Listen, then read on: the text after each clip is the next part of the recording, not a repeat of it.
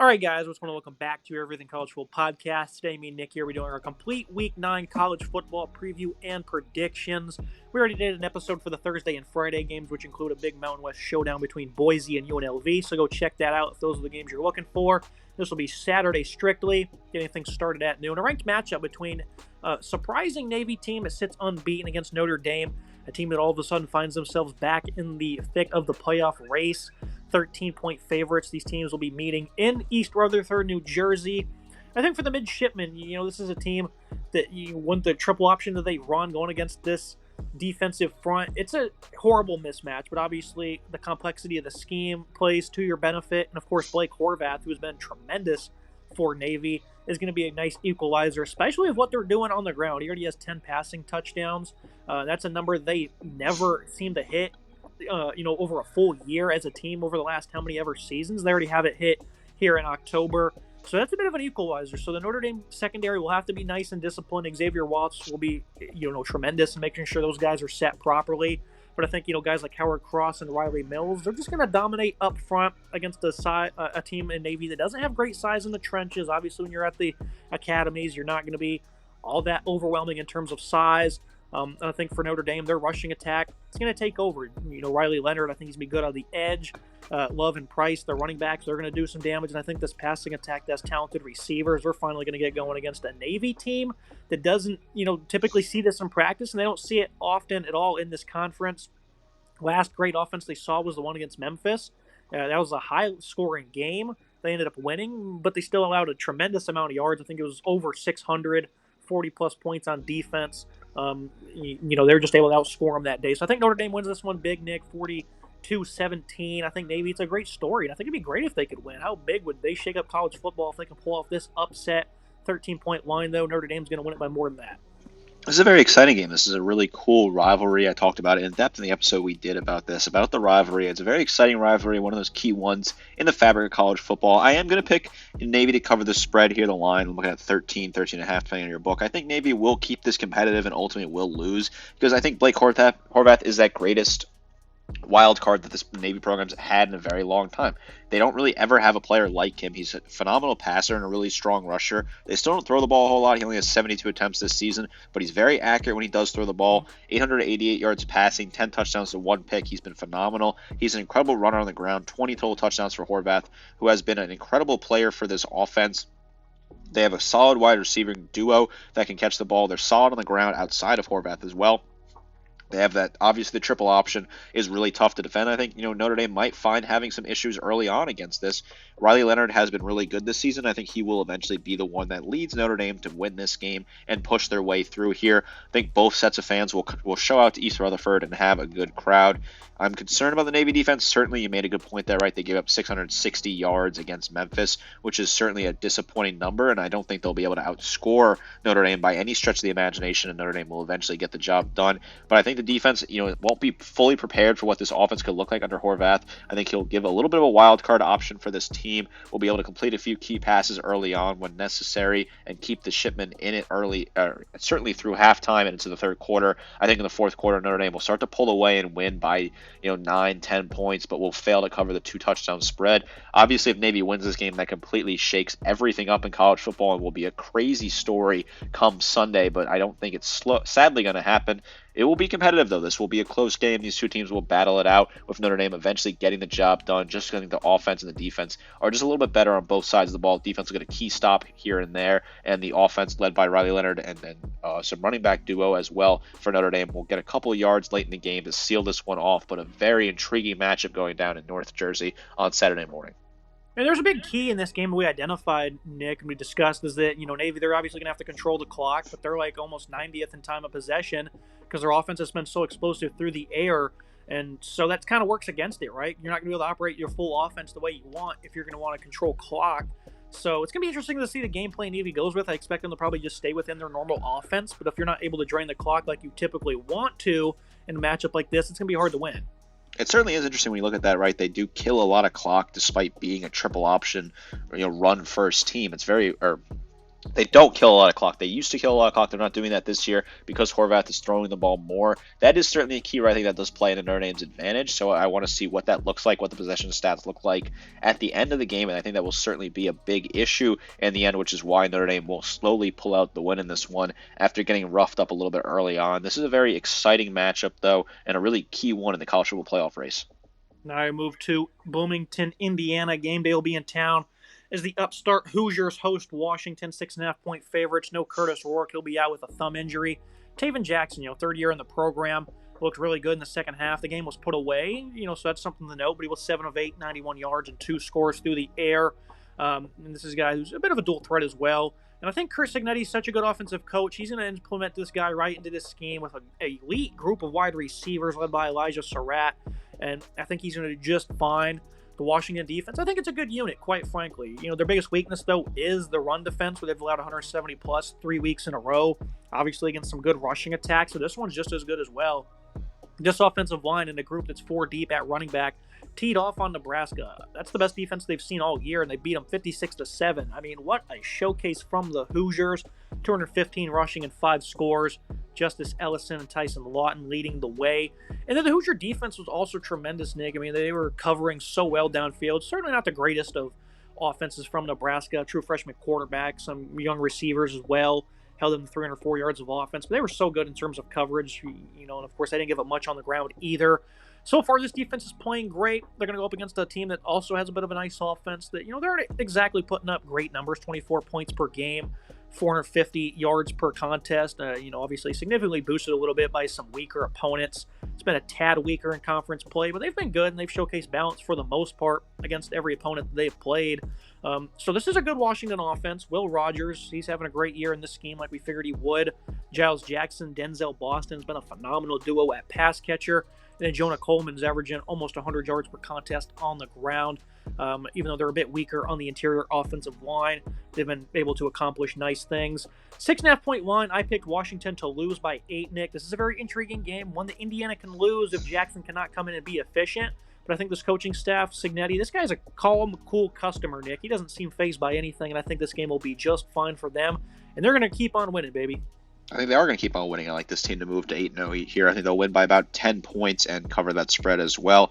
Game day in town, obviously a lot of juice. This fan base is really excited. Signetti is a fantastic coach. I love the line that he keeps going with is just, Google me, I just win. He does just win, right? He's won everywhere he's been. He's a proven winner, a guy that can certainly dial up an offense. Curtis Rourke, what will he look like post thumb surgery? I think that's certainly important to think about in the future. Obviously doesn't play into this game as he's not going to play in this one. But in the next couple of games, they have to play some tougher teams like Michigan, Ohio State on the schedule. You want to see what it looks like with him playing post thumb surgery. Taven Jackson will come in. I think Jackson will be just fine, right? Had a really solid game in the second half. Yes, they were up by a ton, but still looked good, looked really confident. Nice completion percentage, obviously really high, 7 of 8, and then 91 yards and 2 touchdowns. He can also run the ball a little bit. He had 2 carries for 21 yards, so I wonder if they'll use his legs in this game at all. I don't think the Washington defense is bad. I think it is a respectable unit that has some high upside potential. We saw them hold Michigan's anemic offense, that is, to 17 points, while also holding Northwestern to just 5 points earlier in the year, while holding Rutgers to 21 points. That offense is a little bit of a shakier unit. I think this will be a close game. The Huskies will lose. This Huskies team is playing better than I think a lot of people expected, considering they lost basically that entire team that went to the Natty last year, including the coach who ended up going to Alabama. Will Rogers is a really solid quarterback, and I think he'll have a decent enough day here, but I think the defense in the end will both have strong days on both sides of the ball. I think Indiana will have some kinks early on offense, which is why I only think they'll score about 24 points. A bit of a lower scoring game for me here, even though these are two historically strong offenses and the total is at 52.5. I like this to be a bit of a lower scoring game. I think both defenses have really strong physical pieces. The defensive lines are solid for these programs. I think they'll be able to run the ball successfully. Indiana, that is. I think that their wide receivers will step up, make big plays for the new quarterback. Washington will keep it interesting with Coleman being a solid back, getting some key yards, and Will Rogers being a really solid quarterback who looks comfortable in the pocket, adjusting to the setup. But ultimately, I like Indiana with game day in town to squeak out a nice win here, move to 8-0, and continue to be the darlings of college football and really America's team. When you think about it, a really fun story unfolding in Bloomington, Indiana. Now we move to an AAC contest, one that probably some people don't care about. I think it's an interesting game because North Texas, of course, has a high-flying offense. Tulane, I think they're the true favorite in the conference, and they are, according to the odds, and they're a very underrated team that no one's talking about because they started off the year with 2 losses to Power 5 teams, Kansas State and Oklahoma, games that they competed in and probably should have even beat KSU. They went on a tear after that. They've won 4 in a row, beat the hell out of South Florida by 35, 71 points on UAB. Went into a bye week, came off of that, and they put up a dud. 24-10 victory over Rice. The offense didn't look all that great, but I expect them to get back on track here against a defense that's giving up 35.7 points per game, 450 yards almost per contest. They're just not really good in any area. Darian Mensah, he's been a highly impressive quarterback for Tulane. I mean, this is a deep quarterback room they had to beat some pretty good guys out of as a freshman. So this is clearly a very good quarterback who has a great amount of weapons. Mario Williams, Dante Fleming, Keith Brown, and of course the running back, Makai Yu, is tremendous. On the other side, though, you have one of the nation's top passers in Chandler Morris, 23 touchdowns, over 2,400 yards passing. This is a guy that puts up an abundance of production. They love to move fast and put up a lot of numbers. DT Sheffield's having a great year at pass catcher. They have numerous different guys, 9 of them that have 10-plus receptions. And then they're running a game, it's complimentary with Shane Porter leading the way there. So North Texas, Nick, they want to make this a shootout. That's what they did last week against Memphis, and they came up short because the defense is no good. 52-44 point loss. They're like 10-point dogs, and I picked them to cover, so they're able to do that at least. I think Tulane, they're going to win this game because they're going to be able to come up with a couple more stops than Memphis would. They have guys like Tyler Grubbs and Patrick Jenkins in the front seven. They can get the job done. And they can force a lot of picks too. They have 10 interceptions this year, so they can force some of the mistakes. I think they'll cover this game, Nick. I think they're going to make a statement here against North Texas, and with this offense, if they can put in a great showing, it'd be pretty impressive. I'm on the same page as you here. I think this is an opportunity for Tulane to cover this game, put up a ton of points, and have an opportunity to prove that, hey, they're a really strong offense and strong defense. The total is 67.5, so obviously the books think this is going to be a high-scoring affair, and I certainly would have to agree considering North Texas' track record of just absolutely trying to air it out. When you look at their last couple of games, they scored 44 points against Memphis, 41 against FAU, 52 against Tulsa, and 44 against Wyoming, putting up a lot of points over and over again. This offense is very high-flying for North Texas. Chandler Morris has been really good, 2,400 yards passing, 23 touchdowns, 8 picks. He's just been slinging it out. He absolutely rips it down the field. Sheffield's been an incredible receiver for them, 42 grabs, 565, and 9 touchdowns, while their running back Porter has 300 yards rushing and 2 scores, although they are really a pass-first team. They're going to try and air it out. They're going to try and attack you over and over again, and that's the key here. They're going to try and attack this Tulane team, but I think Tulane has the advantage. With a strong defensive line, they'll be able to get a couple sacks, probably force a turnover or two. This is an interesting game in the AAC because I think Tulane's an offense that's a really solid unit. You highlight it there, right? They lost to 2 Power 4 teams, and those were their only losses. This team has been good the rest of the way. They have some solid linebackers in Tyler Grubbs and Sam Howard, who are really good players, who I think can get behind in the backfield as well. Grubbs has 3 sacks already this season. Howard has 1.5. Those 2 guys are big difference makers. Patrick Jenkins is a big player for this team. Cameron Hamilton has 2.5 sacks. Expect a big day out of him as well in this defensive line. I like the Tulane offense. I think they produce when they need to. Mensah, 1,400 yards passing, 11 touchdowns, 2 picks. Their running back Hughes, 750 yards rushing, 8 scores for them. He's a really solid back that can really bounce off tackles. I like Tulane to win an absolute shootout here. I think there'll be a ton of points in this one. I'm thinking that Tulane could potentially score 50+. North Texas will probably score around 40, something like that. I think it's going to be a ton of points. I think they're going to smash the over here. A really exciting matchup that will go down to the wire, but I do think Tulane will pull away and cover the spread in the end. A very intriguing matchup going down in the AAC. I think this is a game you certainly got to watch on that early slate. Some really exciting, some fun teams on offense in this battle. Now we look at a game in the SEC going down at 12:45 p.m. 6.5-point favorites are the Road Hogs, and both of these teams are coming off a gauntlet of a schedule. 3 straight top 15 opponents for each of them. Mississippi State playing the best 3 teams in the conference, in Texas, Georgia, and then A&M. Michael Van Buren being the starter in all of those games since Shapen went down of an injury. Completing only 54%, but he put up 6 passing touchdowns each combined the last 2 games. They lost those games by 10 points each against Georgia and A&M, Nick. All of a sudden, this team has a little bit of life, and they're fighting, obviously losing the teams that they should not be competing with. I think the defense is certainly going to be a bit of an iffy group. Arkansas, they're going to bring, a nice pounding rushing attack to the table with Jaquindon Jackson and Taylon Green. For Arkansas, though, after that big win against Tennessee, they got, stonewalled off a bye week against LSU, played A&M very competitively. Mississippi State, on the other hand, with Van Buren at the helm, seems like they're playing with different energy. Kevin Coleman, former highly touted recruits, having a very good year. Mario Carver, a freshman's also getting involved. I like what they bring to the table, and I think this is a tough scheme to defend, Nick. I think Mississippi State, I think they're going to win this one outright. And obviously I have an under bet on Mississippi State. Can't, be giving them many victories this season if I want to cash that.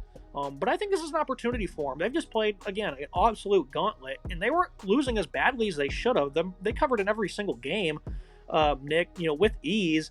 Against Arkansas here on the road with the Cowbells in effect. I'll go ahead and take Van Buren to have his best game of the year and beat the Hogs. I think it's certainly interesting, and this is a potential opportunity for Mississippi State to win a game that they probably would not win. Two teams here that have very interesting stories, in my opinion. Obviously Arkansas, they had that huge win over Tennessee, and then really laid an egg against LSU. Some people thought they could get back-to-back upsets, and then they really just kind of fell apart in that one and got blown out ultimately. While State has hung in last 2 weeks with Georgia and Texas A&M, I think Van Buren, he shows that he could be the future for this team on offense. He could really be a really solid quarterback for them. I think Van Buren is developing into a prospect for them that could be really solid.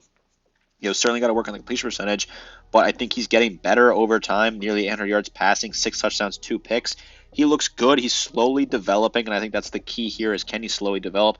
There are some solid wide receivers in this Mississippi State wide receiver room that people are not talking about. Kevin Coleman Jr., 536, and 4 touchdowns. Mario Craver, 355, and 3 touchdowns as well. A really talented player for them. Jordan Mosley's not a bad receiver either. So this is a unit that's got some decent pieces slowly developing. When you look at Arkansas, they're a really good rushing attack. Jaquindon Jackson's been solid, nearly 600 yards rushing and 10 scores, while Taylon Green has not been an incredible passer, but he does have 1,700 yards passing. 6 touchdowns, 6 picks is not great, but he is a really solid runner, really good dual threat. I think Arkansas will win this game barely. I think it will be a shootout here. I don't trust either of these defenses. I don't think they're particularly good, although Arkansas has shown a little bit of life on defense the past couple of weeks. I think that this will be a closer game, a shootout. I think State will cover the spread here. I'm looking at about 7, 6.5. I think they will cover, lose by probably 3 points. Those Cowbells do make it a little bit tough of an environment. Starkville, it's a stadium that I do not mind at all. I've been to a game there. I've had a lot of friends at Mississippi State, so I certainly have a soft spot for the program, and I hope they win this game. I think Arkansas will slowly pull it out, and Sam Pittman will continue to cool off his seat, in my opinion. He's sort of having a season that he needed to have right there in Fayetteville to keep his seat cool, keep his job. I think if you keep him right now, Arkansas, I mean, that makes a lot of sense for me going forward with the way Sam Pittman has coached his team in some of these games this year. Now I move to the mid-afternoon slate. Number 20, Illinois, going on the road to Oregon. This line was like minus 25 earlier in the week. It's now the 21.5 in favor of the Ducks. And, I think Illinois is going to come here, and I think they're going to compete. I picked them to lose by a touchdown. Oregon's a great team, right? And obviously a lot of people are going to say, well, they, gave up, only 31 to Ohio State. I picked Illinois to score 27. This is college football, and for the most part, a lot of this stuff does not make sense. Oregon's offense, they've been good consistently, in that 31 to 35 point range the last 4 weeks. So the offense, their consistency kind of dies out a little bit, even though Dylan Gabriel's been tremendous. Evan Stewart has come out of nowhere and finally playing to the level we expected, and that started in the Ohio State game. Tess Johnson's been a complete, ball hawk for this offense, leading them, with ease in all categories. Jordan James and that physical offensive line, they've been really good at running as well. So they have great balance. And obviously one thing we've learned, Nick, is the number one team in college football is not safe. And Brett Bielema, he's going to bring a physical ball team to the table. Against Penn State, it was a very hard-fought game. They lost that one by 14. Ended up giving up 239 rushing. Gave up the exact same total the next week against Purdue. But they were up big in that game. The defense, Nick, I think they just checked out. The buzzer had not yet hit. Midway through the third quarter, they're playing 24 points, and they almost lost the game. And I think that kind of explains that. Because this is a good defense. They played good against Michigan. I mean, that's obviously an easy task, right? But if you're not physical and you don't bring, all your cards to the table, then they can certainly run all over you. And they were underdogs in that game as well. They have guys like Gabe Jackas coming off the edge, Seth Coleman, 2 outstanding outside linebackers. Love what they have in the secondary, and Xavier Scott and Miles Scott. These 2 safeties are not only ball hawks, but they're really good when it comes to their run fits, getting down in the box and making plays. So I think this defense, they're going to come to play, Nick. I think they're going to maybe stun Oregon a little bit with how aggressive they can be. Offensive line has been underrated this year for Illinois.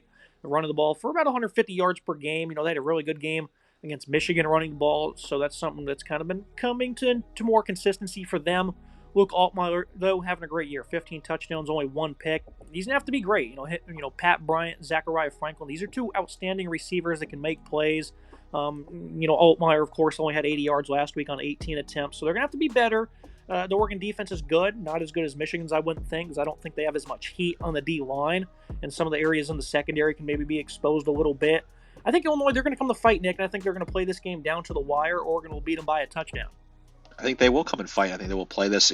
Oregon's number one team in the country right now, but this year it feels like it is an absolutely wide open year in college football. A lot of top teams continue to lose. There's a lot of headaches and a lot of craziness going on, a lot of chaos. Feels like 2007. I think a lot of that chaos stems from the fact that number one team in the country, in my opinion, is not that strong of a team compared to the rest of the teams is near. I think Oregon still is a really great team, and they deserve to be number one right now, but I think that they have some weaknesses. I think they're a team that the offense sometimes sputters and doesn't play up to their full potential.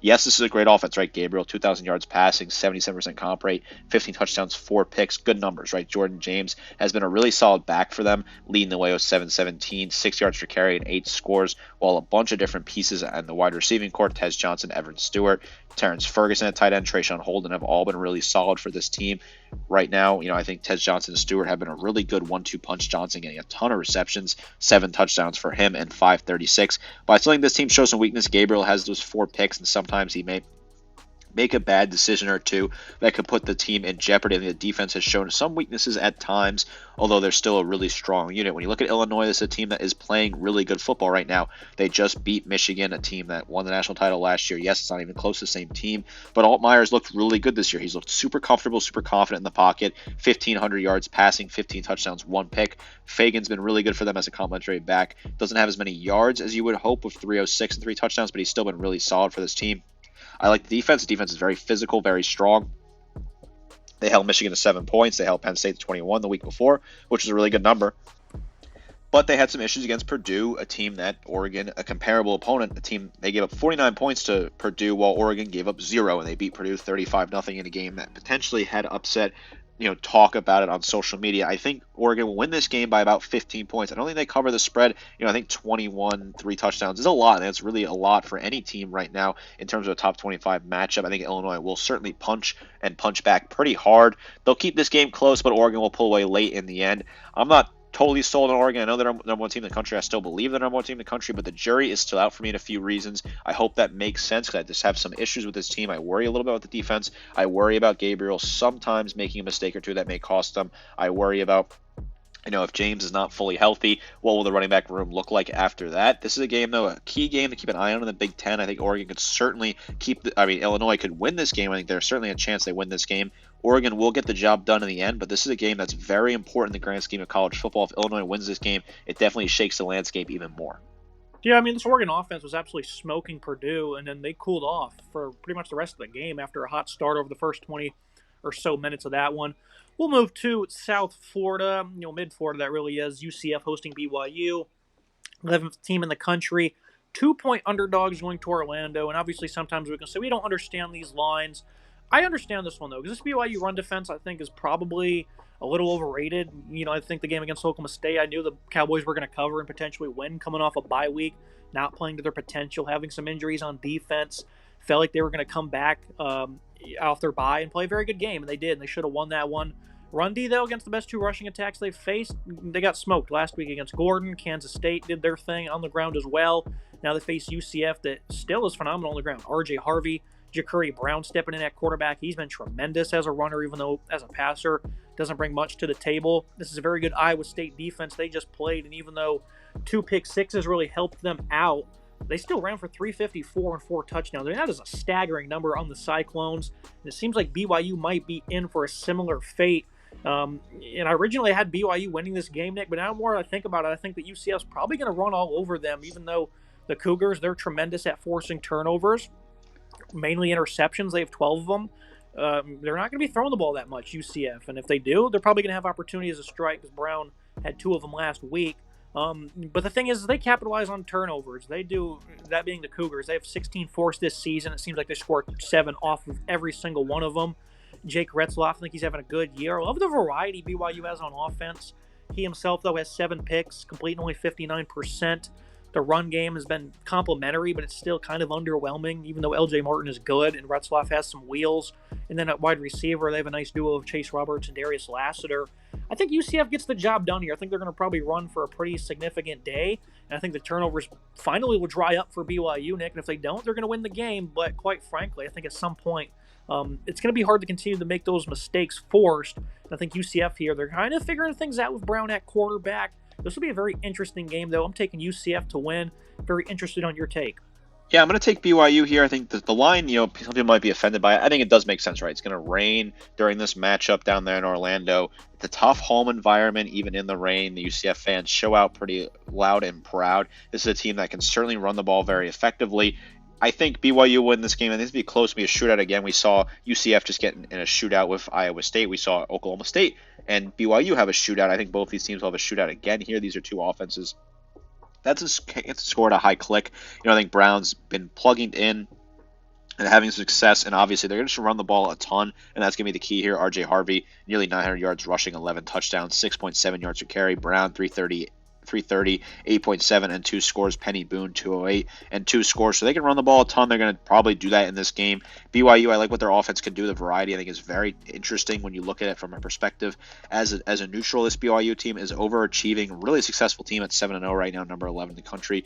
Retzlaff's been phenomenal, right? A really cool, fun story with him. He's been really good, 600 yards passing, 6% comp rate, 16 touchdowns, 7 picks. That's the big issue. If he turns the ball over in a sloppy game, UCF can easily win this game, in my opinion, but I think he's going to protect the ball, be careful with it. I expect them to run the ball a little bit. I think both teams run the ball a lot here. Retzlaff has 265 and 2 touchdowns, while LJ Martin has 250 and 4 touchdowns. Martin, I want to see him have a good day here. Him and Retzlaff are going to have to run the ball, split the carries between them, while Hickley Rapati as well has 200 yards and a touchdown. I like to see him run the ball a lot here. I like this wide receiver room. I like the defense for BYU. I think Harrison Taggart's a really good linebacker. Him and Isaiah Glasker are 2 really good linebackers paired together. I like what they can do on the defensive line. Some of these players are pretty physical, pretty strong pieces coming off the edge. I like them to have success and bottle up the run a little bit. I certainly know why UCF's favored, being at home, tough environment. I get it, right? BYU's due for a letdown at some point. The weather plays a factor in it. I like them to be able to run the ball. I think both teams will run the ball a lot here. I think BYU just has enough talent in the end on defense to get the key stops they need, force a turnover or two, and then capitalize on those turnovers, which they're really good at. I like the Cougars in this one. This is a game that is a complete toss-up, though, for me, right? This is the biggest toss-up of the weekend, too, in terms of teams that are really matched despite the record difference on paper. I like this matchup as a neutral perspective. I think BYU will get the job done, win a close one by like 3-4 or something like that, and move to 8-0 with their eyes on the college football playoff. Now moving to a game in the SEC, Alabama hosting Missouri. Tide coming off a disappointing effort against Tennessee, while Missouri survived a scare against Auburn. Brady Cook toughed it out to get them the victory, but he's not going to be playing in this game. It doesn't appear. Half of the roster doesn't look like they'll be playing for Missouri. I don't know. This is an interesting game, Nick, because Alabama, they've been really disappointing. Milroe had a very bad game last week. The defense, they played a better outing than they've seen in a while. At the end of the day, they still ended up giving up a couple of big plays that ended up changing the waves of that one. What is it, like 16.5, 17-point line now for Bama? I'll take them to cover just because I don't feel like this game's really worth talking about once you look at the Tiger injury report. I don't think it's going to be a very competitive contest, but at the same time, Alabama, they've not really played up to the standard, so something's got to give in this matchup. This is a matchup that is just a really weak matchup now on paper with how things have kind of shaked out as the season goes on. Previously was a huge matchup, right? At 2 top teams in the SEC that could potentially be involved in, the college football playoff. Both teams are having disappointing seasons. Alabama has really disappointed me throughout this season. I'm not happy with the way things look. I'm not happy with how things are continuing to go, and that's certainly, disappointing, but we will see how it goes the rest of the way forward. The injury report for this Missouri team is deep. They have a lot of key players who are doubtful, questionable, multiple different things here. Nate Noel is, probably not going to play. Brady Cook's probably not going to play. Some of their top wide receivers not going to play. Their entire secondary is basically banged up and doesn't look like to play. Things are really not looking great over there for Missouri right now. This is a team that comes into Bryant-Denny. It's still a tough place to play even when Alabama's not playing great, and the fan base is really not happy with how things are overall turning. I think Alabama will eventually get the job done. No pick from me because I'm an Alabama alumnus, but this is a game that I will be watching. It's my school. Even though they are continuing to disappoint me, I will support them through thick and thin. I think they will get back, hopefully, in the win column this week. You have to figure out a way.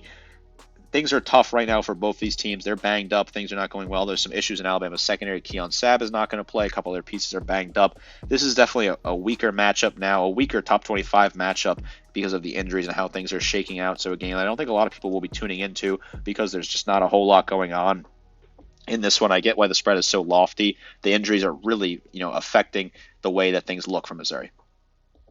Now we look at the final game we'll discuss. Texas going on the road to take on a ranked Vanderbilt team that's really caused issues in the SEC. Non-conference, though, they've seemed to struggle. That's incredibly puzzling. And it seems like, this is perfect timing for both sides. Vanderbilt, I think they're due for a letdown in conference or punching above their weight. And then Texas, they're looking for a major bounce back after getting steamrolled by Georgia, 18.5-point line. And I think the Horns are going to come out and cover in this one. I think Quinn Ewers and this offensive line, they're going to be really angry after last week. I think the defense, they have enough big bodies up front. They're going to limit this tough scheme of Vanderbilt when it comes to running the ball. I think they're going to make the doors look a little bit silly in this one. And obviously, it's going to be a very trendy pick for Vandy to cover, Nick, because of how well they have been, beating Alabama, beating Kentucky. But I think Texas here, again, things I just alluded to, I think it's just perfect timing for both the, one go one way and the other go another, and I think Texas is going to win this one big. Yeah, that makes a lot of sense. I am going to pick Vandy to cover barely. I don't feel great about it, but this is a crazy year. Things continue to be weird and happen. Vanderbilt played really well at home when they beat Alabama. That offense is very tough to stop. Diego Pavia is a very unique player, 1,400 yards passing, 11 touchdowns, 1 pick, 470, and 3 touchdowns on the ground. A very unique player, very difficult to stop. We saw Texas lose to Georgia, a game that they probably thought they were going to win comfortably. They ended up losing that one. It reshuffles the whole board in the SEC. This has been a really weird year in the SEC. Vanderbilt, they continue to win in the SEC. They beat Alabama, they beat Kentucky, but then they struggle and limp their way through a game against Ball State. Maybe they were looking ahead to this game. That's a weird outlying result. This Vanderbilt defense has gotten stops when they needed to. They've gotten turnovers when they needed to, particularly against Kentucky and Alabama. I think they will get a turnover or two that will keep this game close. Is Texas going to continue to rock with Quinn Ewers? Is Arch Manning going to get the go? I'm assuming they're going to go with Quinn Ewers, but he got benched at points in that Georgia game. There seems to be a weird, uneasy feeling in Austin following that loss. This is still a great team. This Texas team is still probably the best team in the SEC, pound for pound. Even though they lost to Georgia, they will win this game. It will be a little bit closer than they probably hope. 18.5 is a large line. I think they'll win by 2 touchdowns when it's all said and done, but Vanderbilt will keep it close before ultimately falling off in the end. But things are really positive for Vanderbilt. Clark Leah is having a really great season with his team. This is a very interesting game. I think this is probably the game to watch in that mid-afternoon slate, because if Vanderbilt can keep it close and put them on upset alert, that can continue to shake the fabric of college football, shake the landscape. If they upset Texas, then really all bets are off for the rest of the season about what could happen with the way things look in this conference, specifically the SEC. Now moving to the nightcap, starting of an interesting game, Penn State, Ohio State is coming to town in 2 weeks. Maybe an opportunity for them to look ahead. And I flirted with the potential of Wisconsin winning this game, and then I, sat down and thought about it a little bit longer, and I think the 6.5-point line will be covered in favor of the Nittany Lions. We'll start with Wisconsin. This is a team that's been really good over the last 3 weeks. You're just smoking teams with absolute ease. Not the highest tier opponents, of course, but the run game's gotten going. Tyree Walker has been tremendous since he took over as RB1, 565, 9 scores. Now, of course, you have a senior offensive line led by Jack Nelson up front. You have a defense that's also been playing very sound. Again, though, not the toughest of opponents to face, even though they've only allowed a high of 271 over the last 3 games. They have some good players, right? Jaheim Thomas has been impressive. Hunter Wooler in the secondary. A tremendous player for them at safety. Ricardo Holman at corner. Darrell Peterson off the edge. There's good players here that can play Big Ten ball, but Penn State's been running the ball very well. Nicholas Singleton, Katron Allen. These guys have fairly identical numbers every single year, it seems. They haven't been as great on the ground, though. They struggled against SC and UCLA. Drew Aller, though, has really had to step up, and he's made big plays for him. He's been making great throws, completing almost 71%. Tyler Warren's really been carrying in the wide receiver room. 4 players of 200-plus receiving yards now for Penn State. So they're starting to establish some balance. They're much more polished on the interior line than I thought they would be. And I think at the end of the day, Wisconsin's not going to be able to run the ball against this elite defense for Penn State. Guys like Abdul Carter, Dennis Sutton, Zane Durant, Tony Rojas has been great in the middle. This is a phenomenal defense. They don't give up much on the ground at all. I know USC had had a big play that really, was a big chunk play of 70 yards. And that was most of how their rushing production came from. Other than that, they have not allowed anything on the ground. They're not going to against Wisconsin, meaning Braden Locke's going to have to step up, and I just don't think he's going to be capable of doing that. He's not very accurate. He's going to make some mistakes in terms of interceptions. So I think Penn State, they'll avoid the upset alert before hosting the Buckeyes. This is a game where I disagree with you. I think Wisconsin will keep it close. I do think Penn State will ultimately win this game, but I think Wisconsin will keep it close and lose by a few points and cover the spread. Wisconsin has really turned it around since their loss to Alabama and USC. They looked really good over the past 3 weeks against weaker opponents. That's certainly granted, but they looked great against Purdue, looked great against Rutgers, looked pretty good against Northwestern as well. Walker's been really solid as back for this team. 104 carries, 565, and 9 touchdowns. He's been really good. I think Locke has been serviceable at quarterback, 1,000 yards passing, 7 touchdowns, 5 picks. I think they're really solid on the ground. They really know how to run the ball. They know how to chew clock. It's no secret I'm not very high on this Penn State team, even though they're number 3 team in the country. I think they just have weaknesses and certain parts. I don't trust the offense. I don't trust the coaching. Yes, the defense is good, and the defensive line is really solid, but I think this Wisconsin rushing attack is good. Drew Allure, his favorite targets is tight end, who has 513 and 4 touchdowns and 40 grabs.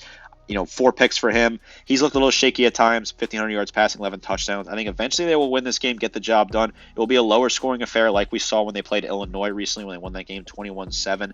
I've not been impressed with this offense. They beat down some weaker opponents early in the year. They struggled against Bowling Green on offense at times in that one, so I don't really like this Penn State offense at all. I think this is just a weaker unit. I think this will be a lower scoring game. I think both defenses are very strong units. They'll go pound for each other. They'll put up solid numbers, and ultimately, in the end, Penn State will win this game. But I don't think they're going to beat Ohio State. I think we'll obviously talk about that when push comes to shove. But I don't think this Penn State team's great. I don't think the offense is great. I think the defense is phenomenal. Low scoring affair here in Madison for me. I think the Badgers will keep it close, but Penn State ultimately pulls off the win and moves on undefeated as number 3 team in the country.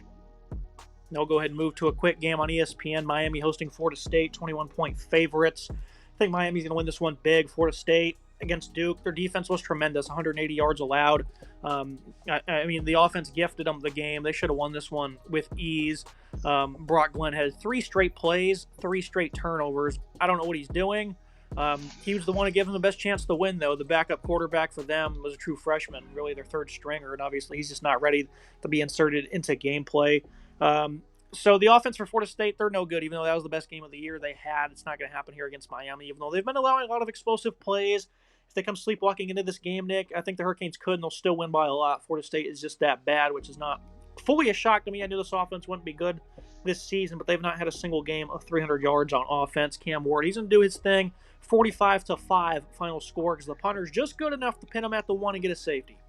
This is a game that's really not worth talking about, which is crazy to say because Florida State had high expectations. But, man, they're just terrible. Miami, 7-0, number 6 team in the country. The offense is great. Cam Ward looks phenomenal, 2,500 yards passing, 24 touchdowns. Xavier Restrepo has been really good, 40 grabs, 686. And 6 touchdowns. Miami, they're great. Florida State, they're not. Maybe this game will be close because, I don't know, Taylor Swift had her Eras Tour in Hard Rock. Maybe that gives Miami bad juju. I don't know. I'm just pulling at strings here. This game is meaningless. Miami's going to win by 40, 50. Who knows? They're going to blow them out. They can't do anything on offense. FSU is absolutely awful. Brock Glenn is not good. You're right, that punter's sick. Maybe he'll pin them deep a couple of times. That kid's pretty accurate. Like watching that guy punt. He's been doing it a lot this year. He's got to punt over and over again because this offense was inept with DJ. They're inept with Brock Glenn. They'll be inept with whoever's under center. Such a disaster in Tallahassee. What a joke of a season for that team. Miami steamrolls them. Next game, don't even want to focus on this. That'll lead us to the biggest game of the weekend, LSU going on the road to Texas A&M. Obviously, the winner of this game will be in the driver's seat for a berth to Atlanta. LSU next. They have a home game with Alabama, and then the end of the year, A&M hosts Texas. So, this is obviously a major game for the winner, who will most likely find themselves playing for a first-round bye. The LSU offense, they just played an elite D-line against Ole Miss. They were tremendous in pass protection. Running the ball is certainly iffy at times, but Caden Durham has been a major player for them with his tough running. He's been solid as a pass recipient as well. And now that leads them to another elite defensive line. They're playing with, the 2 Shamars up front, Nick Scorton coming off the edge. I think this is an offensive line that's going to be able to handle the challenge. It's not going to be easy. But the physicality won't phase LSU here. This is a team that gets the ball out quickly. Nussmeier, he's a gunslinger. He's never going to stop throwing. You need to see a better variety of play calling, though, against Ole Miss. Sometimes there's just kind of a one-trick pony. Lots of throwaways, a lot of deep routes, it seemed. Joe Sloan needs to understand this will be a chess match against Mike Elko's defense, but the matchups out wide are winnable with guys like Aaron Anderson and Kyron Lacey against these corners. And for Texas A&M, I certainly think this offense has been good.